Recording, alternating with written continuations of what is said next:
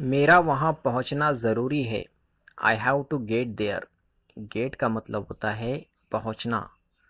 I have to get there. میرا وہاں پہنچنا ضروری ہے. شکر ہے وہ زندہ ہے. Thank goodness he is alive. Alive کا مطلب ہے زندہ ہونا.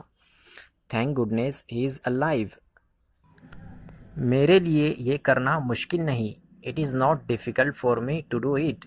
It is not difficult for me to do it. یعنی میرے لیے یہ کرنا مشکل نہیں.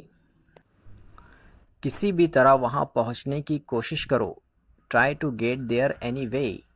Try to get there anyway. Anyway کا مطلب ہے کسی بھی طرح. کسی بھی طرح وہاں پہنچنے کی کوشش کرو. کیا میرا وہاں موجود رہنا ضروری ہے؟ یہ ایک کوشچن ہے. اس کا انگلش میں کوشچن بنے گا Is it necessary for me to be there?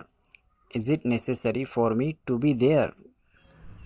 سنو یہ موقع تمہیں دوبارہ نہیں ملے گا. Listen, you won't get this chance again. Listen, you won't get this chance again. Want یہ will اور not سے بنا ہوا ہے. آپ یہاں پر will not کا بھی یوز کر سکتے ہیں. اوکے. سارے لوگ اسے سن رہے تھے. All the people were listening to him. All the people were listening to him. صرف تم ذمہ دار ہو. Only you are responsible. Only you are responsible. کیا سچ میں اس نے تم سے جھگڑا کیا؟ Did he really quarrel with you?